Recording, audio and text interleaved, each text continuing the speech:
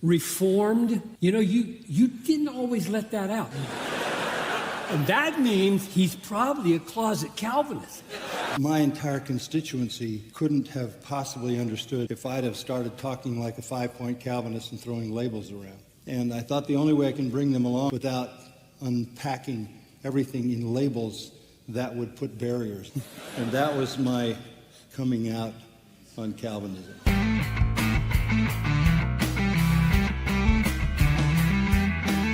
That was John Piper and the late John MacArthur talking about his journey, John MacArthur's, of coming out and kind of announcing and making public that he was a Calvinist.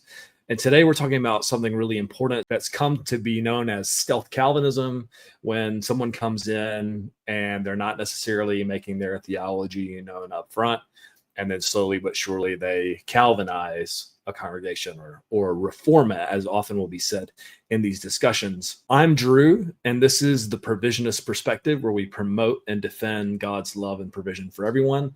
And sometimes promoting and defending God's love and provision for everyone means that we're pointing out these issues that occur in our churches and in our local towns and so on, when people aren't necessarily being upfront about what they believe. There's a mix of people here tonight that we're going to review.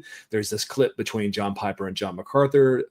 Paul Washer has a clip that's literally called How to Reform a Church and Not Be a Coward. And then there's another podcast that's actually called Reforming Your Grandma's Church that we're going to look at a few clips of as well, where Tom Ascol of the Founders Ministry shows up. So I hope that this will be instructive to you. You're going to want to stick around till the end, by the way, to see and hear, if you're here on YouTube, the solutions to this challenge that we face of stealth Calvinism. And I want to throw out a disclaimer again that there are different pastors and different leaders that have different approaches, some that are a little bit more upfront than others. And so this isn't meant to be any kind of sweeping up episode across all Calvinists. Without further ado, I'm going to bring up this conversation between John Piper and John MacArthur at the Puritans Conference. Okay. A few different technical issues here as we do this thing live. I do enjoy engaging with you guys live, and so I wanted to do this like this rather than pre-record. It does present its own challenges, but we're going to listen to this clip between them and talk a little bit about it, and then I've got those clips that I mentioned to follow. Reformed, you didn't always let that out, just like your Christian hedonism just came out. You came to a conference at Bethlehem because the reason I invited you is not because you're dispensational, pre-trib, that stuff, but rather because the last several books that you had published, you put Puritan sermons at the back. Mm-hmm. And I just went, what is that? Why is he adding Puritan sermons at the back of his books? And so I invited you suspecting that means he likes the Puritans. And that means he's probably a closet Calvinist, because he's not known for that, like he is now. So at that meeting, you may remember this, in our sanctuary, about 500 guys in a pastor's conference, time for Q&A. And I stand up and say, Pastor MacArthur, why do you put Puritan sermons at the back? And I can't remember what you said. I said, are you a 5-point Calvinist? This is in front of 500 guys. I've never heard him say this. And he said, yes. And I said, how come nobody knows that? And you said something like, well, the older you get, the more free you are to say what you think, or something like that. You can hear there where there was a time in which John MacArthur was not known as a Calvinist, and John Piper kind of had to ask, because he was dropping hints and stuff at the back of some of his books, perhaps like The Gospel According to Jesus, he had Puritan sermons. And so that's kind of was his initial coming out to this group of 500 men at this pastors conference that he was invited to speak from John Piper, which probably was around the mid 90s or so by my calculation and investigation. I'm going to play what MacArthur kind of says was his strategy or part of what he did. And so here's the next little bit. And I will be taking your comments and things like that as well as we go. So if you have any questions or comments that are specifically on topic to what we're talking about, I'd love to be able to engage with those. I've already got one that I want to talk about, but and you know, you can't help but smile at some of this because it is a rather jovial interaction. They go on to joke about their grandchildren and John MacArthur's eldest great grandson being named John Owen MacArthur, and how he just has to be Calvinistic or else feels like he's failed as a grandfather, and they joke about that a little bit. And then this is what he has to say immediately after that. You know, John, I can answer the question about labels. I grew up in a sort of a Dallas seminary, Talbot seminary, dispensational environment. Lewis Sperry Chafer. I mean, that was kind of my training. And I really became reformed teaching the book of Matthew. When I got to the Sermon on the Mount, I had all these dispensational commentaries. And they began to tell me that this stuff was all for some future kingdom, and it had nothing to do with the church age. And I started to dig a little deeper into that, found out there are even possibility of two different kinds of salvation. They made distinctions between the kingdom of God and the kingdom of heaven, all this. I rejected all of it at the front end of the Sermon on the Mount. But my entire constituency couldn't have possibly understood if I'd have started talking like a 5-point Calvinist and throwing labels around. I didn't want to cut the cords. I wanted to bring them along. And I thought the only way I can bring them along is to bring them along exegetically and expositionally without unpacking everything in labels that would put barriers up. So it took me a long time. Basically, RC would ask me the same question because I spoke at a Ligonier conference and I was really outside their world. So I just want to say before we continue on that you can see that he's saying that he doesn't want to start off with these labels that would put people off and would put up barriers. And some of that I do understand. You don't want people to misunderstand you. You know, some people will say that if you say I'm a Calvinist, that means that you don't evangelize or that you're less missional or whatever else. And so there can be some misunderstandings. And so I do understand a little bit of what he's coming from on that point. And I'm going to continue on with the rest of what he said. I want to engage a little bit with the comments. So some amateur knight here said, I was told not to discuss these topics tulip as they would lead to strife. And I think that this is really unfortunate. And this is part of what I'll talk about towards the end of this broadcast of what we need to do on our end as provisionists, Arminians, and just general non-Calvinists in response to this is it needs to be talked about. It's not divisive to articulate clearly what you believe and reject.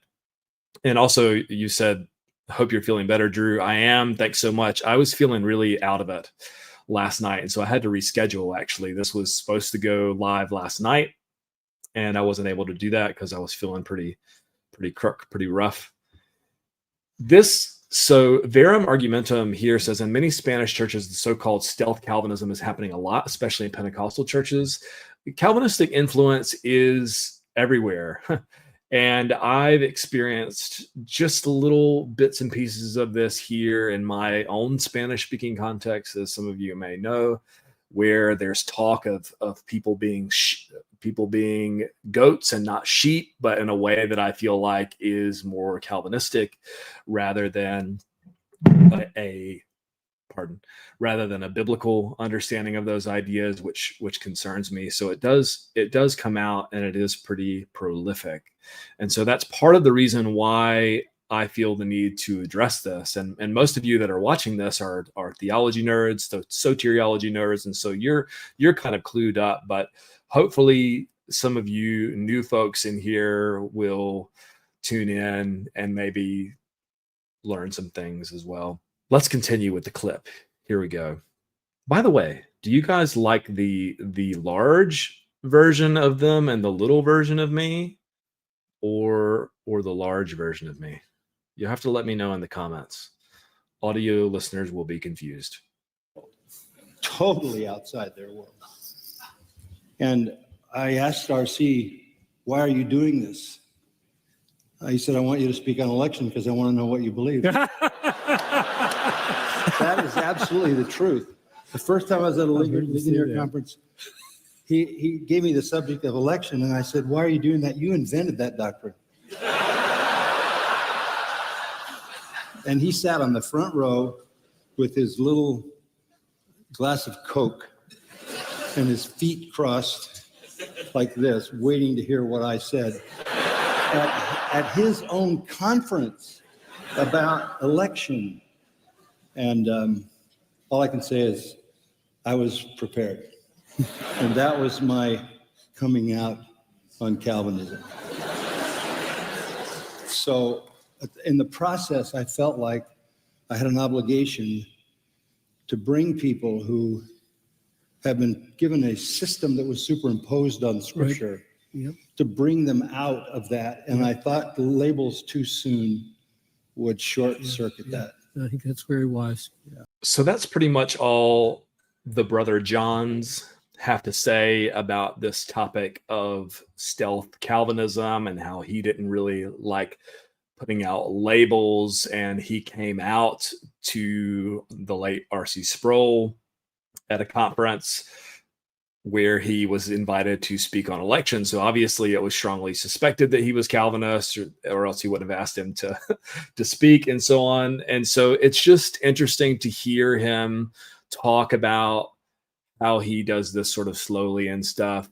And it's tricky because what we're going to go on to look at is more of a situation where people, Calvinistic pastoral candidates, are entering into a situation where it is a non-Calvinist, Arminian, Provisionist church, okay? And they're perhaps being to varying degrees of upfront about what it is that they believe. Now, for someone in John MacArthur's church, it seems to me like his views evolved over time. So he kind of found himself in a different position than when he started, and that can be its own unique form of tricky. But what we're going to address today predominantly is going into a church that is existing that's non-Calvinistic with Calvinistic doctrine, and some of what the Calvinists have said that they do or have done on this. And I think it's been really interesting.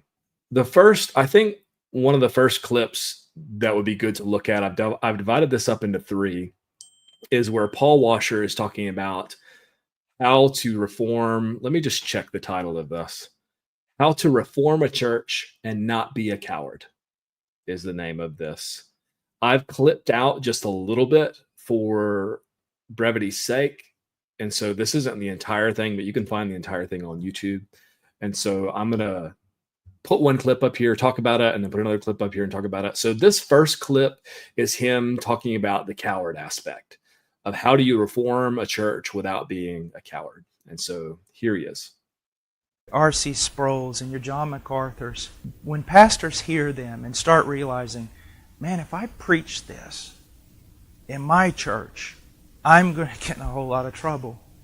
Well, here's 2 extremes. One is cowardice. I've come to believe that being a coward runs in the blood of every man I've ever met, including myself. We have to fight being cowards, and we have to fight self-preservation. Christians are supposed to suffer. Pastors are supposed to suffer. It's what we do. And if by taking the truth of the gospel we lose our positions, we lose our places, then so be it.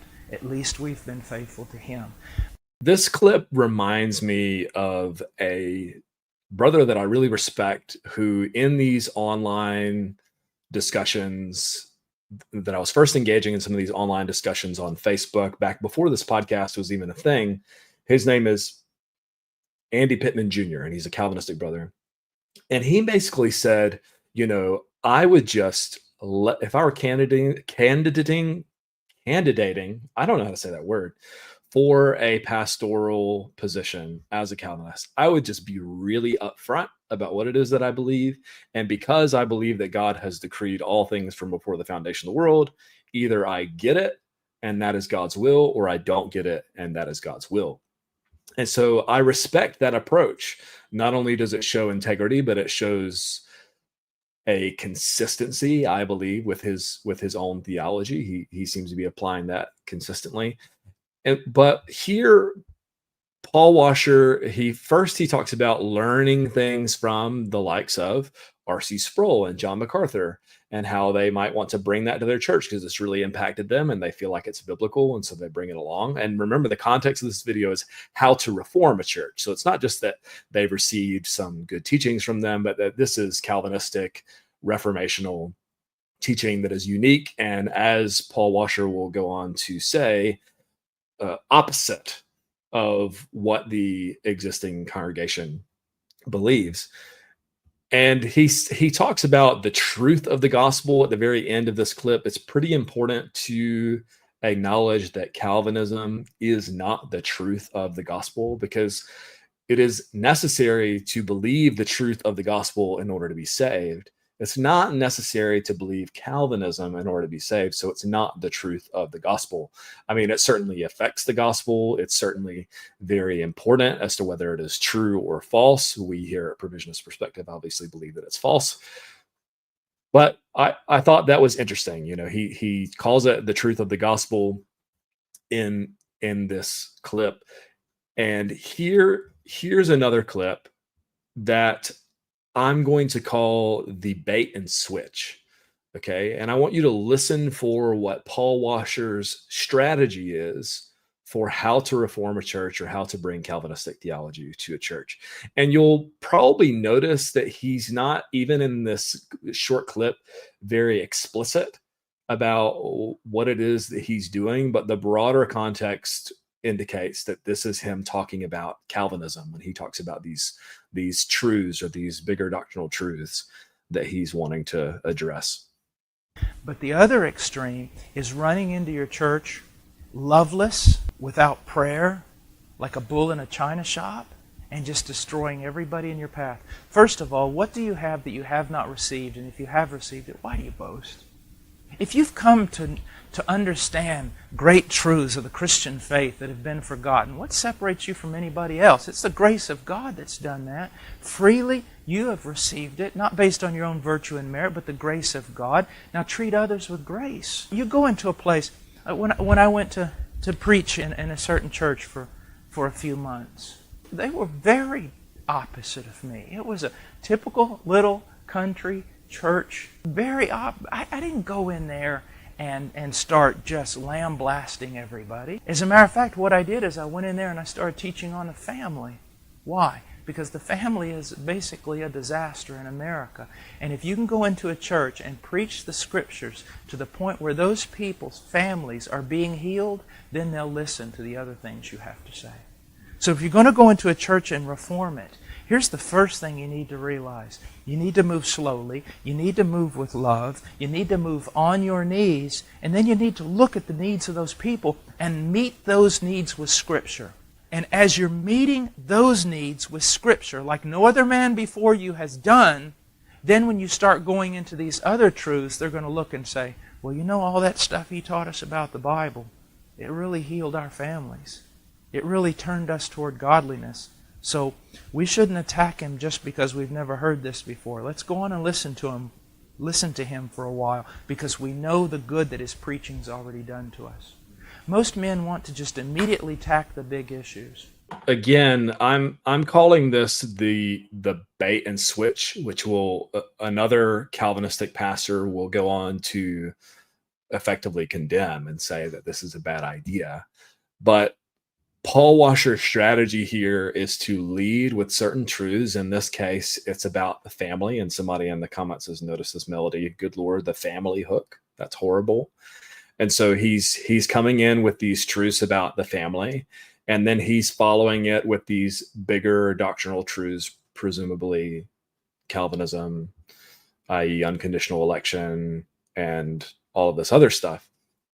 And so he calls this reforming it, and he also says that you need to do this slowly. And he talks about how he was in a church for a few months. So I'm assuming, based on context, that maybe this means that he was some kind of interim pastor that was coming in. And he states that this is meeting needs. And then he says, quote, "Let's listen to him for a while because we know the good his preaching has done for us."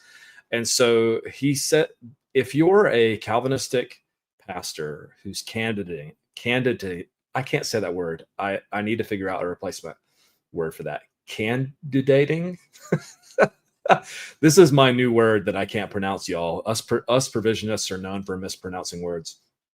So if you are a pastor who's looking to reform your church, whether it's a new church or you've come to these beliefs suddenly or over time, and you want to reform your church, and you Google this and you find this is what I found in my research of Googling what do people say on this, how to reform your church.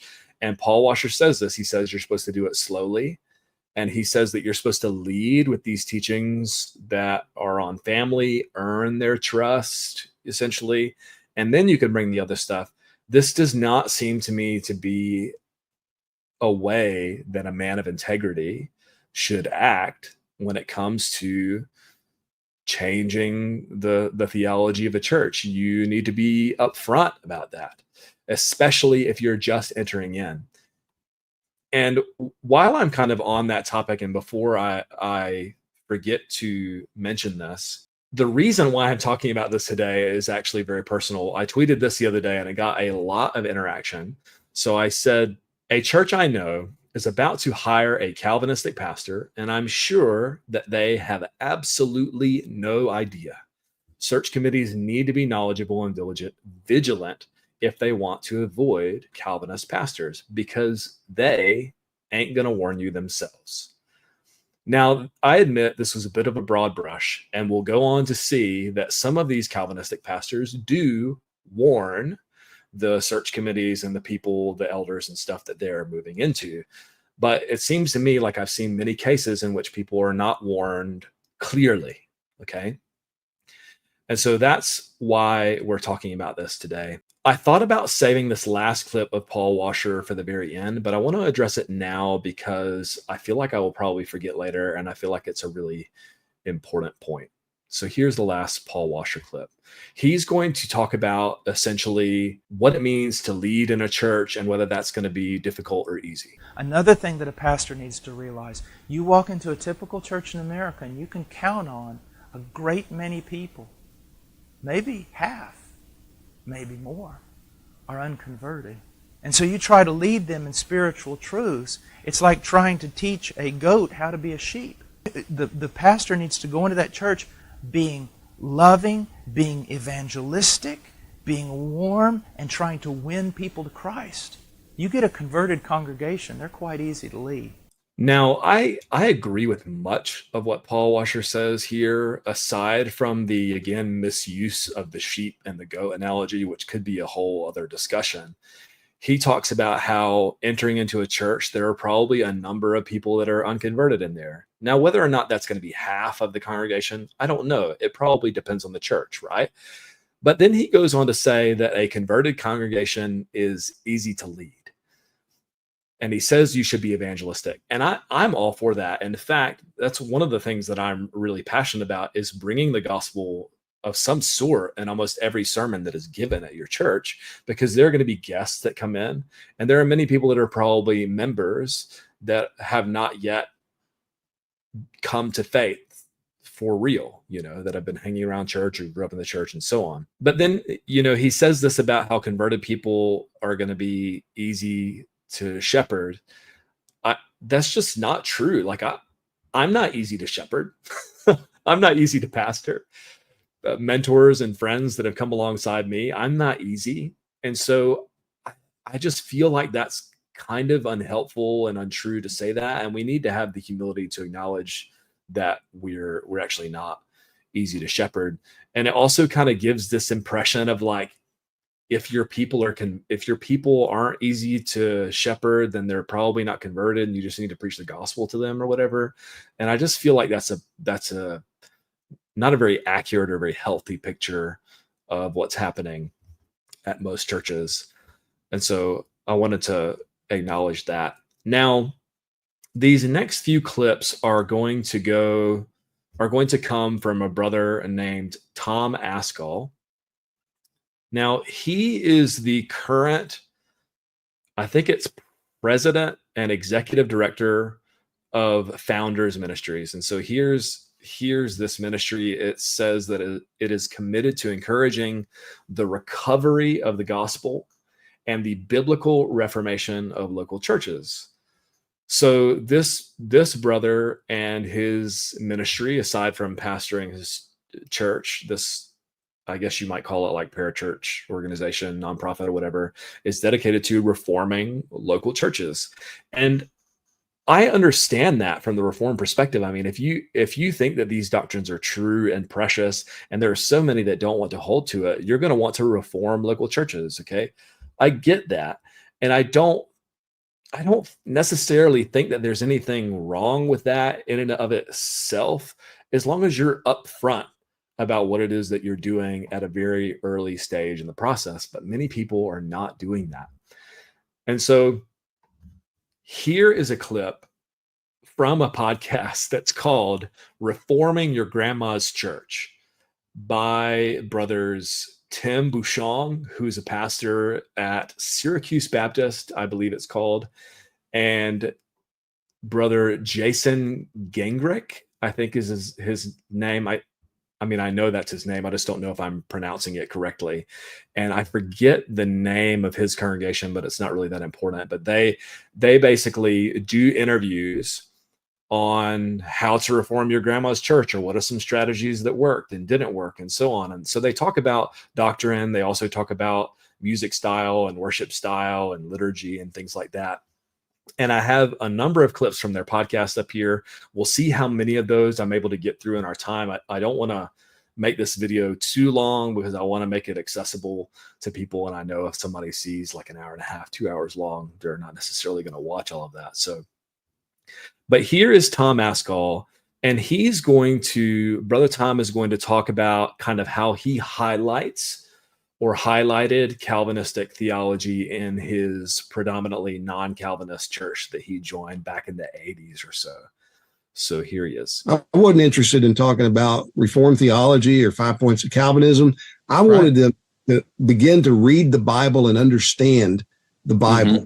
Recognize there's some hard things in the Bible that we may not ever fully understand in this life. That's okay. Whenever I would come to a verse, like Ephesians 1:4, if I'm reading that, I would just pause and I say, isn't that a wonderful thought? Can you imagine that he chose us in him before the foundation of the world? Yeah. Amazing. And then I just keep reading. Yeah. I wouldn't exegete it. I just call attention to it and make sure this is in their Bible and that it's a wonderful kind of mysterious thing to them. So, doing that over time, you begin to hopefully help people develop an appetite for the scripture. Now, as I understand it, this is how a lot of Calvinistic pastors will enter a Provisionist or Arminian congregation and begin to talk about their theology in subtle ways. Now, all you did was quote Ephesians 1:4 just there, and I have no problem with quoting Ephesians 1:4. We Provisionists obviously believe Ephesians 1:4. You can check our podcast for many episodes that we've done on Ephesians 1. In fact, I think that's been one of the passages that we really zeroed in on. And so you can see how he's just kind of mentioning it and drawing attention to it and so on. And he talks about, I didn't really exegete it. I just commented on it and drew their attention to it. The problem is when you're doing that and you haven't already been upfront with what you believe, And then you're pointing towards the Bible passages that you think fit these views. And you're saying, see, this kind of coincides with what I've told you previously. But as we'll go on to see, Brother Tom is not one of those who does this bait and switch tactic. And I'll let him speak on that now as Brother Tim asks him, how did you begin to reform your church doctrinally? How did you begin then formally introducing Reformed theology and then eventually becoming cognizant and then adopting the 1689 confession? Yeah, well, I didn't do a bait and switch, but whenever they asked me to be their pastor, and I came back after they removed the two things from the Constitution, I gave all the deacons, because they were deacon-run church largely, I gave them all a copy of the 1689 confession, and I bought them myself, handed them, put it in their hands themselves, put it in the hands of the search committee or whatever. I think it was a search committee. I said, this is what I believe. I said, now I know this is not what you believe, but I just want you to know this is what I believe, and under God's help, I intend to lead the church to see and understand this from the scriptures. I said, this is what my teaching is going to come from in terms of the parameters and doctrinal foundations. I said, I just want you to know that up front. No problem, as long as it's Bible, no problem. If it's in the Bible, I don't know if any of them read it or not. Right. I gave it to them. And that didn't solve a lot of problems, but it at least gave me ground to stand on whenever they said, what are you talking about? I said, well, I told you this is what I believe, and this is where you can find it. It's stated in a doctrinally concise way. You can see here where he explicitly rejects a bait and switch strategy, and I really respect this. Basically, his story was similar to a story that Jason is going to go on and tell. Hopefully, I'll be able to show his clip as well, where he was just kind of invited to be a pastor of a place that needed a pastor. And in the process, he was very upfront. As you heard in the clip just there, he gave them copies of the 1689 confession and said, here's what I believe. Now, I could nitpick and say, I feel like he should have been clearer. He should have walked them through it and said, now here's this, here's this, here's this. But he's being very upfront. So to Good Short's point here, he says, that is not being upfront. That is being subtle. Tell them what you believe. Don't hand them a sheet of paper. I assume this is what you're talking about with the 1689. Don't hand them a sheet of paper. But I feel like this is pretty upfront. If you're on a search committee and your deacons or whatever, and a pastoral candidate hands you a piece of paper and says, this is what I believe, and you don't care doctrinally enough to read that and to check and see if it aligns, and you're so desperate for a pastor or whatever that you just don't care, then, he's put it in their hands and he's pointing them back towards it. So I feel like that's fair. And again, you could nitpick this and you could say, well, I think he should have walked them through it and stuff. But I think that he's being pretty upfront. And I really appreciate that about his take here. And this is coming from a guy who's heading up an organization that's been around for ages and ages on how to reform churches. I really appreciate that about him. And that really surprised me, actually, as I was listening to this. Listening to the podcast, there's a few different things that, you get triggered over. And then he says, like, I handed this to them. I put this in their hand. And so this is kind of a contrast in my mind of what Paul Washer has said to do and what Brother Tom is saying to do, which is to be upfront about what you believe and how he didn't do a bait and switch. And I take him for his word on that. If he says he didn't do a bait and switch, then he didn't do a bait and switch. This clip is called Jason Explains Calvinism. And it's actually one of my longer clips. And this I got to say, he's really upfront about what it is that he believes here, if we are to take him at his word. And I do. So Pascal says, I do think he should have been a little more upfront, but yeah, we really do have to make sure we're holding the rest of those guys accountable for having not read it. Yeah. And so this cuts both ways. And we're going to talk about that towards the end of the podcast, as far as how we can be responding to this if we're on the receiving end or if we know people that are on the receiving end, because unfortunately we're not often prepared for these things until it's too late. as I'm finding out with this particular church that I'm connected to, know people at, you often don't realize that Calvinism is even an issue or a concern until it becomes an issue. I guess I don't mind false teachers as long as they're upfront about it. Yeah, I mean, my problems with Calvinism aside as being false, I just think that if they're upfront about what they believe and that congregation goes, sweet, then I'm not going to get up in their face about it and say, well, you shouldn't have done this and this and this and this. Now, if it's somebody connected to me and I have influence, I'm probably going to get in their beeswax, as I'm doing a little bit with this current situation.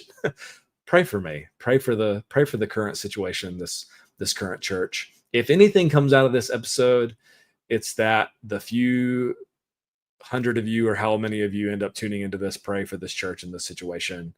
The main thing that I want for this church situation is for them just to know what they're getting into doctrinally. And if they want to vote him in, fine. And if they don't want to vote him in, then fine. But they need to be able to know clearly what they're getting into doctrinally. And on this point, here is Brother Jason on this. This is a little bit of a longer clip. It's 2 minutes. It's almost 3 minutes long, but I want you to listen to this and we'll talk about it. When I met with the elders to explain to them, like, I'm not your guy. I'll help you find the guy. Because I didn't want to harm this church. I cared about this church. Right. And there were two things I did that I thought would be deal breakers. One was explain to them Calvinism in the most hurtful words, stark terms. Get it out of the way. Let me just lay it out there in language I would never use talking to somebody. But I just want you to see this is a whole nother ball game. So I don't believe that. And you went for, on those two issues, you went for the jugular. Yeah. Of most I thought of what those were the calls deal them, breakers.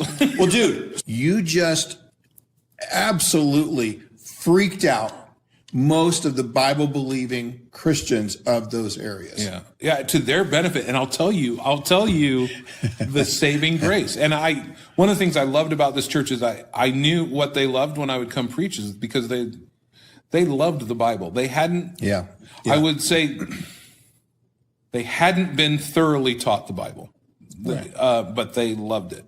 Yeah. And so what happened when I said those things is they had been using Answers in Genesis Sunday school curriculum for years. Right. And one of the elders, the one I was sure who would be like, well, we're done, thanks. He was like, well, it's like our Sunday school curriculum says. And then he spouts off these things. Yeah. He's like, it's fine. Yeah. These are Christians coming to different conclusions about some of these things. And I was like, oh, I did not anticipate. And so because of that, and that's a thing this church has had going for it, there has been a shallow understanding of doctrine, but there has been one of our elders said once in an elders meeting, I've gone to this church since I was a little boy. You've contradicted every preacher I've ever heard before, but you do it from the Bible. And all I can say is there it is right there. And so for a percentage of the people, that's it. If you show me in the Word of God, then I'm going with you. And so there wasn't a ton of controversy, and I wasn't cherry picking. In fact, I came here thinking that I don't need everybody to become Calvinists. Right. That's not why I came to this church. Now that does shift a little bit over now we're 70% Reformed Baptist members. And so, you look at it and go, in another 5 years, if we haven't moved the ball closer to the goal line yet, then I'll be disappointed. But at that time, it wasn't my concern to do that. So he says it wasn't his concern to Calvinize the church, to make them into Calvinists. And he also says that he explained Calvinism to them in really painful terms, in ways that he wouldn't normally explain to other people. Again, I feel like this is a pretty upfront way of approaching things if we're just to take him on the face value of his words. Gamaliel said a while ago, I feel like black frame glasses would look better on you. I actually do have black frame glasses, but they were very scratched up, and so I had to get some new ones. So I hope that you like these too. I can wear the other ones when I record. You want to have a vote in the comments or something like that. I don't know, but a couple of things here. Nathan says, if you're interviewing pastors, a statement of belief should be included and read by the people doing the search. It's honestly irresponsible to not read provided statements of belief. But then Jacob here highlights a unique problem that especially Southern Baptist churches have. He says, a statement of faith doesn't quite go far enough. I'm SBC and have on my resume, I'm in full agreement with the BFM 2000. That's the Baptist Faith and Message 2000. But both Calvinist and non-Calvinist can say that because the Baptist Faith and Message was written to be inclusive of both. And I actually addressed this on X recently and reposted someone. So I forget what I said that this person replied to the Reformed Patriot here. He says, imagine being so retarded that you don't realize that a Calvinist Baptist, that is Al Mohler, and an Arminian Baptist, Adrian Rogers, wrote the BFM 2000 to be expressly compatible with both, i.e. Provisionism and Calvinism, which is why either side can almost see their system, but not completely either way. It's an optical illusion. And so you can see here that I commented at the top. I said the main problem that Southern Baptist congregations face with, quote, stealth Calvinism is the intentional ambiguity of the BFM 2K. It either needs to be changed or churches need to add the traditional Southern Baptist statement to their constitution and or bylaws. So the BFM 2000 was written to be inclusive of both provisionists and Calvinists to be able to have pastors of both persuasions. And as the Reformed Patriot said, you can see it both ways. And I'm saying that I think that you need to adopt something more specific, like the Southern Baptist traditionalist statement. And so I agree with Jacob here that you need to be more specific, and that the BFM 2000 is not really going to cut it because it's phrased to be inclusive. Good Short says, I would like to hear what he thinks going for the jugular is. I'd be interested in more elaboration on this too, if Tim and Jacob and Jake actually wanted to elaborate on that. What did he say to them when he made Calvinism plain to them, and the most what did he say? It was like the most harmful words. Let's hear. I can actually click it. I think it's one of the first. And there were two things I did that I thought would be deal breakers. One was explain to them Calvinism in the most hurtful words, stark terms. Get it out of the way. So he explained it to them in the most hurtful words and very stark terms. And I take his word for that. And I think that is a very upfront way of approaching these things. And again, Brother Jason's story is essentially that these people approached him. They didn't have a pastor, and he had spoken several times at this church as a guest speaker, and they just wanted him. So he wasn't really candidating. And he, through this process, let them know, this is what I believe. Okay. And so I think that's a good way of going about this. Here is not a good way of going about this. This is from a different interview with a guy named Matt, who I believe is pastoring a church in Boulder, Colorado, called The Well. And so he's going to recount some of his experience where he was reforming a church from very young and making a lot of changes really fast. And Tim Bushong, pastor of Syracuse Baptist, of this podcast, these are still clips from the podcast Reforming Grandma's Church. He's interviewing this guy. So here's the clip. It started getting nasty, where at business meetings, people would call up a motion to have me fired. And I'm sitting there with my brand new wife, and going, am I losing my job today? And at the whim of one person. Yes. And just out of the blue almost. Yeah. So that's what led to the tensions really I'm a fighter, you know, and I believed in what we were doing, though that we were making a lot of mistakes. I believed in it. I was like, okay, you want to get me fired, then we're going to change things in this church. So we kind of in the darkness of night, and I do not recommend doing this way. We achieved it, but we were able to hold a business meeting and move the church from congregationally led to elder led. So much so that at the next business meeting, one of those people called up a motion to have me fired again. And I said, we actually don't do that anymore. Surprise. They didn't know. Yeah, right. We did it all legally according to the bylaws and everything, but it was, I would say it was shrewd how it was. Okay. All right. Well, maybe you were dealing with people that needed to be dealt with shrewdly. I don't know. Yeah, some of them, yes. And so it just, you know, the church continued to grow and people continued to leave. This is Brother Matt Patrick, and he was a very young pastor when he entered in, and he was hired as a youth and teaching pastor because apparently this congregation thought he was too young to just be called lead pastor. But he was basically hired essentially to be the lead pastor. And so he admits that he brought in big changes fast, modern music, as you heard, a new leadership structure, shift in preaching style. While some new people started coming, a lot of long-term members weren't on board. And so you can hear in this clip that some grew tired and wanted to have him fired in some of the church business meetings. I want to acknowledge too that this was not because of him teaching Calvinism. This was because of some really big changes that he made very quickly that he says in this broadcast, I do not recommend doing it this way. Okay. But then you can also hear here where he went about doing things in such a way that they tried to have him fired and that it was no longer being congregationally led. And Brother Tim says that at the behest of one person, but that's not how congregational polity works. The person puts forward the suggestion and then the congregation has to actually vote on it. So if you get momentum behind you, that's not just one person. Yes, it's one person suggesting it, but it's not as though one person can just get you fired. And so he calls it shrewd there at the very end. And Tim says, well, maybe you were being shrewd with people that needed to be shrewd with. So there's a little bit of kind of gray area here that I feel like is there can be a sense in which, hey, this is true doctrine. We want to bring this to these people. And if I have to do this in shrewd or kind of different ways, nefarious background ways, then so be it.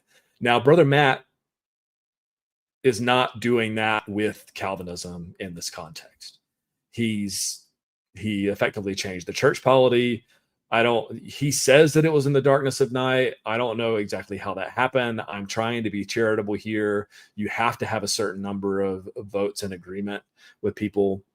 And one thing that I found that was really interesting here in this interview was that they say that, and I'm not sure he says this at the end of this particular clip, but he says that they lost about 75% of the membership of a quite a small church, probably the size of the church that I'm talking about in my own life that has come to my attention. And he says, but it's growing. And I find that kind of interesting. Like, and I just want to say, like, maybe I'm preaching to the choir here, but if your church is losing 75% of its membership, it's not growing. Like you're gaining new people as lots of these other old people are leaving that have been around for ages, but you're not growing. And so I feel like that's a pretty unhelpful way of looking at this, and is not really a win for you if this is what's happening. And admittedly, he tries to say, I wouldn't do it this way. I did these things pretty quickly. And so I'm trying to give him benefit of the doubt on this, but that's an example of how not to do things. This clip from Brother Tim, and I got to admit, out of all of the people that we're talking about, kind of how they went about doing things, and Tim and I have had some run-ins on social media. We've butted heads naturally, both strong, opinionated people with strong convictions and stuff. I'm not sure. I'm just going to let you listen to the clip. Okay. This is where he's talking about how he's bringing Reformed doctrine to his own church. And again, this is in the context of a podcast called Reforming Your Grandma's Church, which is a non-Calvinist provisionist Arminian church that doesn't have Calvinistic convictions.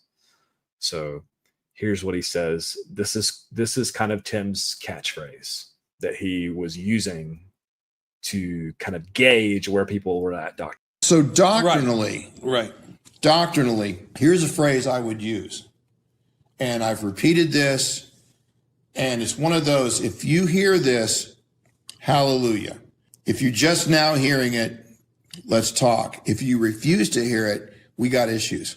And that is that Christ's atoning work on the cross forgave all of the sins for all of God's people for all time. Okay? Who could have a problem with that? Well, I thought Jesus died for everyone. What do you mean God's people? Oh, you mean people that eventually believe? Well, as far as it goes, yeah. Right. But Jesus completely washed away all the sins of all of God's people. It's an actual propitiation. It really propitiates. Yeah. If it propitiates, that means it not only removes the reason for the guilt, but turns the wrath away. Yeah. Or put another way, it turns God's wrath away and gets rid of the reason for his wrath in the first place. Right. That took a while. And did you feel like that flew over the heads of people? Yes. There was a contingent that they have no idea that, even no matter how much I try to explain it, they don't know that I'm contradicting everything they've ever heard about. They don't know that I'm contradicting everything that they've ever heard about. And in this context, it's the atonement. One of the things that bothered me about this clip is that if you're a pastor, probably you're a decent leader and a pretty good communicator. It seems to me that if you want to, like Jason said that he did, you can make your beliefs painfully clear to people. So I don't understand how it is that Brother Tim was unable to communicate his views clearly in a way that people could understand them here. And so he has this phrase. If you hear this, hallelujah. If you're just now hearing it, let's talk. If you refuse to hear it, we got issues. And that is that Christ's atoning work on the cross forgave all of the sins for all of God's people for all time. Okay? Who could have a problem with that? So he says, Christ's atoning work on the cross forgave all sins for all of God's people for all time. Who could have a problem with that? Now, setting aside some of the mechanics of the atonement here, where he talks about turning away God's wrath and so on, unbelievers are still under the wrath of God, even if you're elect, as far as I understand, unless you're like a hyper Calvinist. Now, Tim, along with James White and others who he will go on to mention James White here in another clip, are very high Calvinists. So maybe they do believe that they've just never been under the wrath of God. I don't know. But he has this catchphrase that he uses that he's sort of like, testing the waters with and seeing how people respond to that. And he said, is this your first time hearing it? Okay, let's talk. Are you wrestling with this? Do you outrightly reject this? Well, then, he kind of says we're going to have a problem. But if you've come into a predominantly non-Calvinist or Arminian provisionist congregation, and you're saying things that are basically Calvinistic, should you be surprised that people are disagreeing with you? And should you be using your position of leadership to say you need to come into line with this if that's not been previously agreed on by elders or deacons or the congregation or whatever at your church? I think that this is just an interesting way to go about doing this. And again, if you're a pastor, you can be really clear about what you believe. Are you incapable of being clear about what you believe? I just don't believe that. Of course you're capable of being clear about what you believe. Yeah. So Here's another clip where Brother Tim, he goes on to talk about 1 Timothy 2 and his approach to this passage and how he would explain this to his, apparently at the time, predominantly non-Calvinist congregation.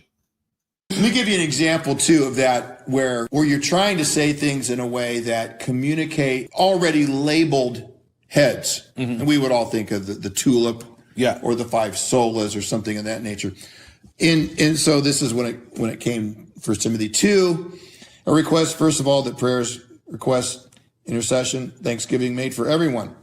And as James White says, so you get the phone book out, AAA chariot repair all the way to Zeus and Company hairdressers. You know, we're going to pray for everyone in the phone book in Ephesus, right? No, that's not what he means. He says it's categories. And then I explained as precisely and thoroughly as I could, but in plain language, this is good and pleases God, our Savior, who wants all men to be saved, come to knowledge of the truth. One God, one mediator, ransom for all, testimony given at proper time. And all of that having to do not with a universal atonement or a God who is perpetually upset that he didn't quite put enough effort into saving all men, but it has to do with what the context is. Right. And so by the end of that series, that sermon, everyone would have agreed with me that sometimes in the Bible, all doesn't mean all without exception. Right. Now, did everyone connect the dots? No. I know that she did, and that couple did, Yeah. My wife did. My brother-in-law, he's connecting, he's doing great. This couple over here, I don't think they know what's going on. So again, is Brother Tim not capable of stating in a sermon or teaching on 1 Timothy 2:4 that God does not want everyone to be saved, because if he wanted everyone to be saved and everyone is not saved, and we know not everyone is saved, then that would mean that he fails. And so that's obviously not what this passage is meaning. Is he not capable of saying it that clearly? He just uses the passage to show, allegedly, that this is not about everyone without exception, because Paul definitely didn't have in mind that you break out the phone book and pray for everyone by name. To that point, by the way, I have a little counter here that I put on my finger sometimes, and I walk around, and I live in a fairly large city here. And so I can just click that as I see heads, and I just say quick prayers for everyone that I see or everyone that I count. And you can also pray for everyone by saying, Lord, I pray for everyone, and I pray for everyone in this city that they da-da-da-da. If we prayed more, we could pray for everyone. And besides that point, Paul is certainly not saying to exclude anyone from your prayer. He's not saying, I mean, this is a whole nother broadcast, right? But in 1 Timothy 2, he's not saying, I want you to pray for different types of people. That's not what he says. He says, make prayers for everyone. And it's only if you come to that passage with a Calvinistic presupposition, or a high Calvinist presupposition, or some kind of philosophical, God can never fail at saving anyone that he wants to save, then you're going to have to redefine the position. But it seems like he could be clearer with this passage, and yeah, I don't know. I just, he talks about, what did he say? Let me give you an example too of that where you're trying to say things in a way that communicate already labeled heads. And we would all think of the tulip, or the 5 solas or something of that nature. So he's talking about you're trying to communicate things with already labeled heads. And this kind of goes back to what John MacArthur was saying, was that he wanted to avoid labels, and he didn't want to kind of be upfront about those things because it would put up barriers. But why can't you give it a label and then explain it in a way that you feel like is charitable and accurate? And then just say, reject it or don't reject it. Like the L is called, you could say, this is what's commonly referred to as the L of the tulip, which is understood as the 5 points of Calvinism. it stands for limited atonement. I don't prefer limited atonement. I prefer particular redemption for these following reasons. And then you can give a few different passages that support it and stuff. I don't understand why people can't just be upfront in that regard about what they believe. But that's just me. Now, this brings me to, I think that that's all of the clips that I have. I will continue to take comments and questions. If you have questions, you can write question in all caps or tag at Provisionist Perspective. That makes it easier for me to see it. Yeah, so Nathan says here, how about you just preach the truth, and if a congregation fires you, then move on and keep preaching truth? Why be dishonest? Yeah, so I mean, and I think that you can do this perhaps wisely and unwisely, but again, when you're coming into a provisionist congregation or a non-Calvinist congregation and you know that you're going to have something that's different, I mean, like what Paul Washer said, they're opposite. We were very opposite in what we believed.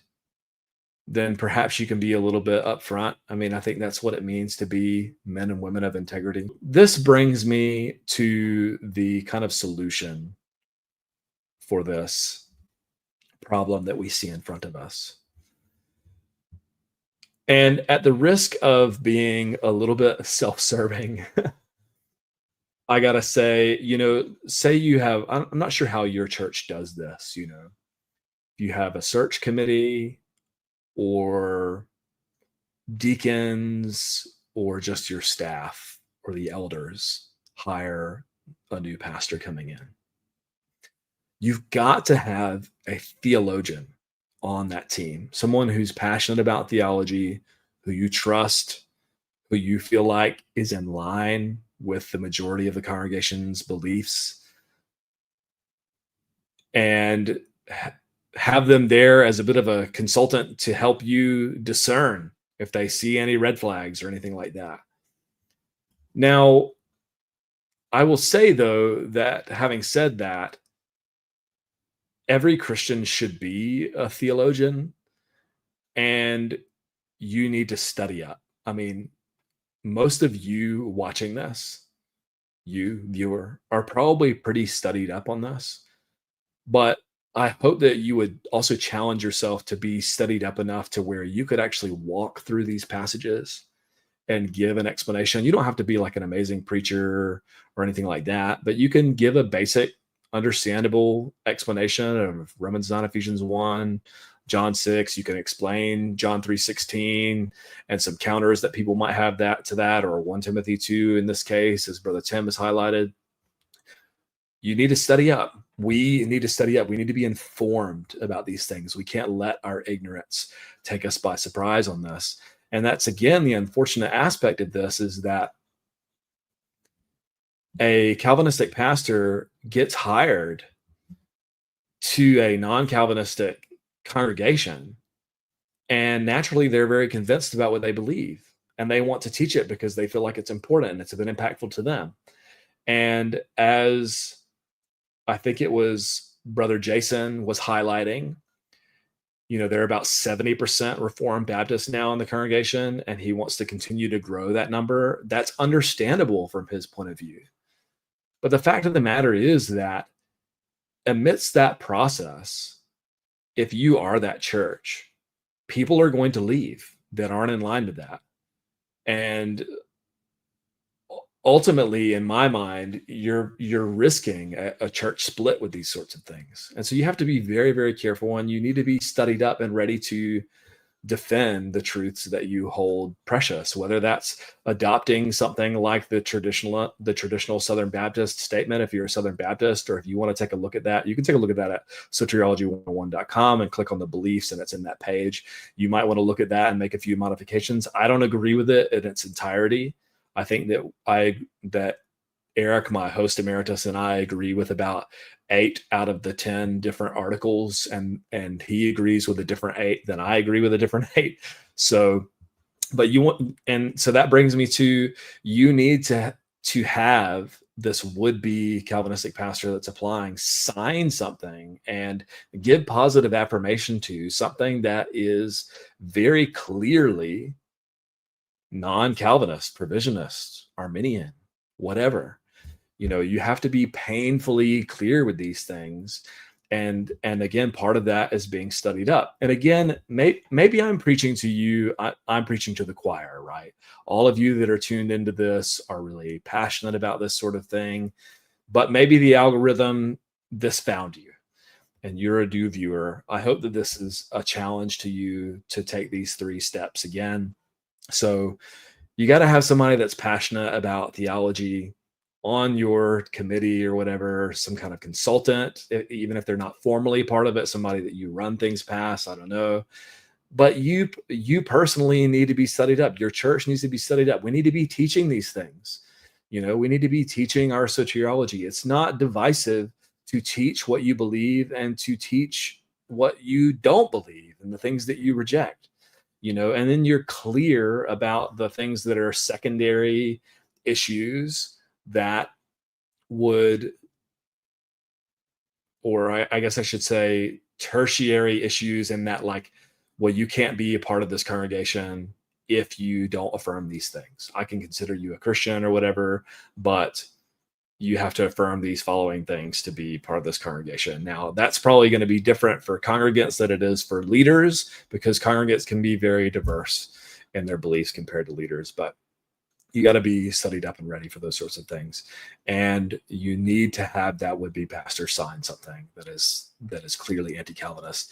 And the Baptist Faith and Message 2000 is not sufficient for that, as we have seen in many, many different cases. So, and